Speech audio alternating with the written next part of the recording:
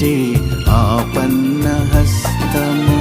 పాదువపురమును పావన పరచిన అంతోని వారమాకై ప్రార్థించుము.